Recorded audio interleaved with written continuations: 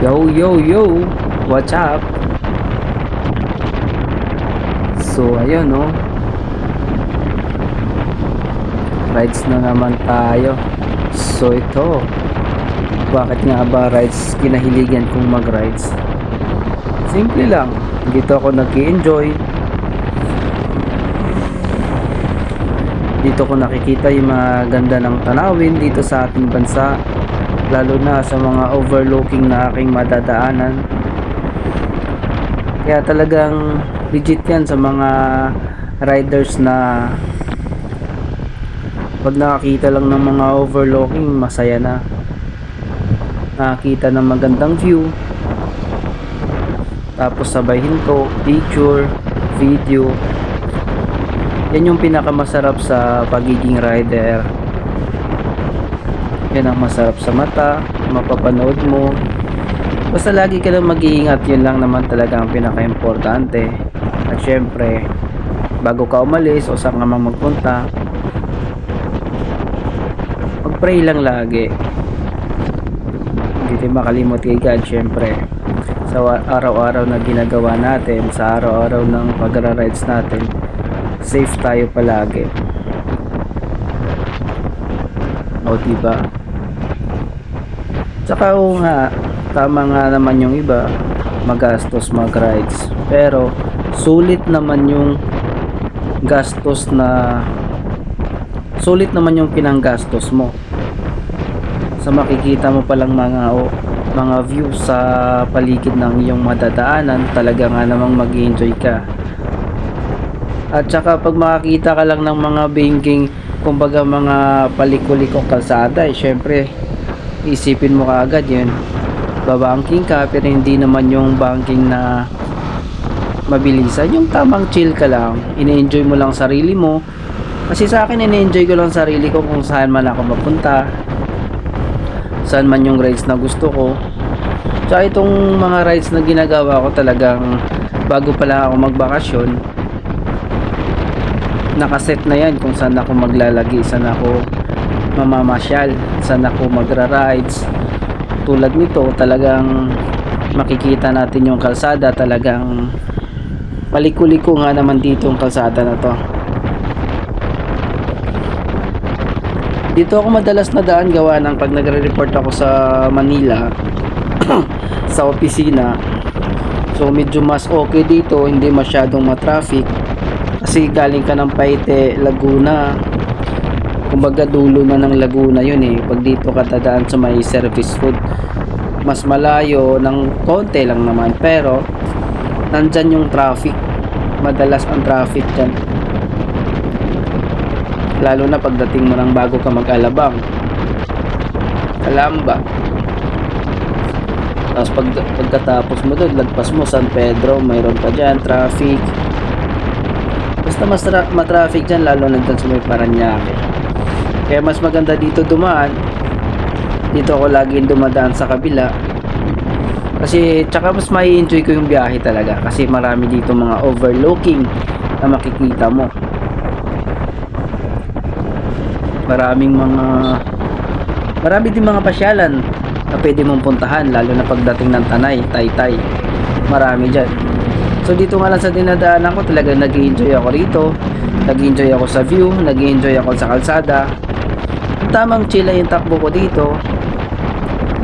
Pero pag may angkas ako, pagkasama ko si Joa, hindi ko magagawa naman yung bankingan na ganito na masyado ng parang medyo na siya, medyo mabilis ng konti. Pero ayos lang naman pag ganito. Yung kumbaga, isipin rin natin yung kaligtasan natin, safety. Kasi hindi ako bumabiyahe na hindi ako naka-gear. Kasi syempre, iwas din sa mga paltos, iwas sa gasgas. Masugatan man tayo, hindi malala. Kaya sa mga mahilig mag-rides, ingat palagi. Alam naman natin na talagang kung saan tayo masaya, doon tayo.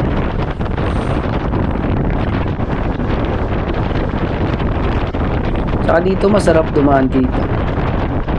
Hindi, kumbaga, wala masyadong usok, walang pollution masyado. Kasi ilan lang yung mga nadaan dito mga sasakyan, hindi katulad dun sa may service road na talagang grabe ang traffic.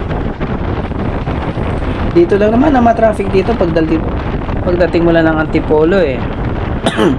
Antipolo, tapos dyan sa may SM Marikina, bago yan. Tapos Aurora Boulevard sa may Cubao, meron dyan. Tapos pagdating ko naman sa bandang Maynila, dito lang naman sa may Santa Mesa, yun. Pagbawi, ganun din. Tapos yun, paglagpas mo ng Antipolo, masarap na sa biyahe, hindi na siya matraffic. Kaya enjoy lang palagi kung saan na mapunta.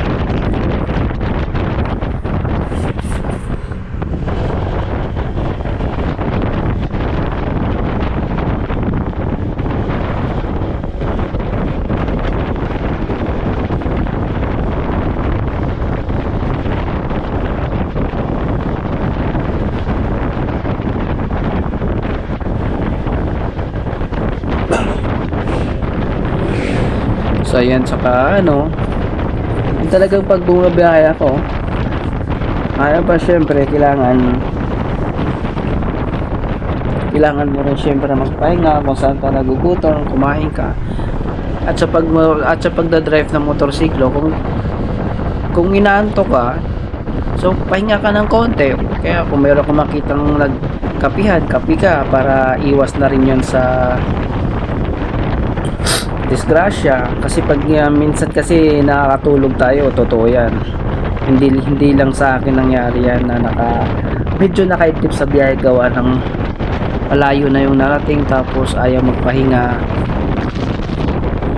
Pero sa akin ginagawa ko pag medyo inaantok na, pahinga ng konti, kape. Tsaka sa akin lagi ako may baon na tumbler pero nakalagay nun kape.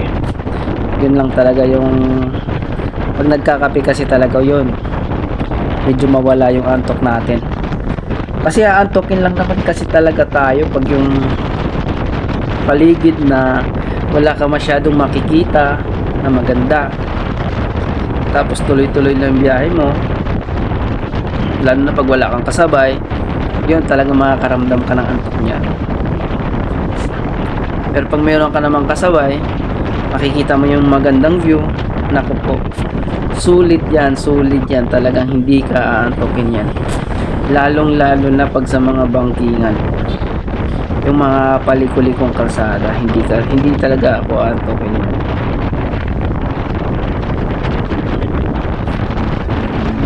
Kasi ito, ayun nga, balik trabaho na uli. So bali next year na ulit tayo merong travel vlog na dala natin si Ford, yung ating motorsiklo. Next year na ulit tayo masyal gamit lang ating motorsiklo. So next year na din po ulit na may pakita ko sa inyo yung mga magagandang place, magagandang lugar na aking maipakita sa inyo next year sa aking pagmumotor dito sa atin sa Pilipinas. Kasi this year, so may pakita ko sa inyo mga video yung aking mga na mapapasyalan sa ibang bansa.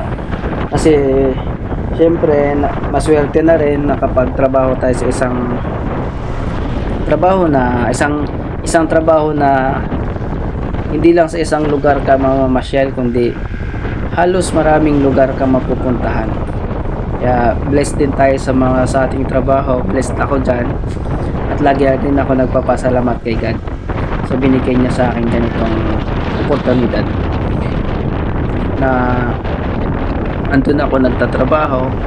At yun na din, may pakita ko sa inyo yung ganda din ng lugar ng ibang bansa.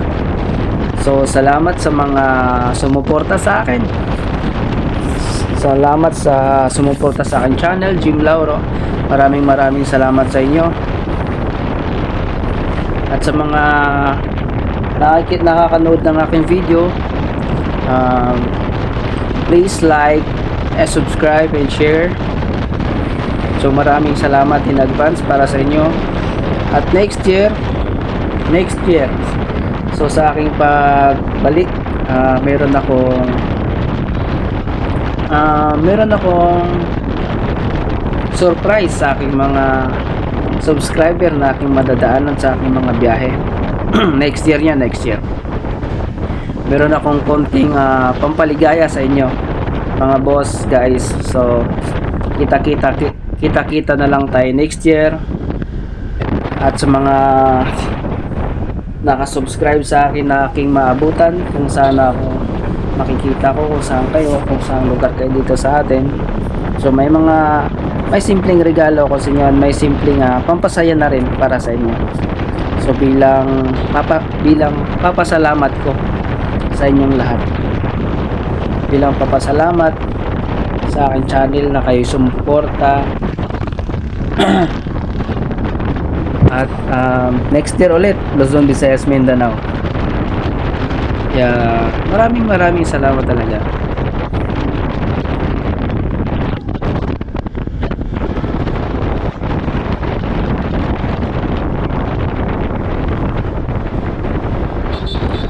Tsaka by next year, yun na, plano namin tuloy na yung aming Philippine Loop Adventure Tour. Sana matuloy na kami dyan. At yun, kita-kits sa mga taong mga salubong, mga kasabay sa aming biyahe next year. At sa aking mga subscribers, maraming salamat din po sa inyong lahat. At sa mga walang sawang sumuporta sa akin, thank you very much.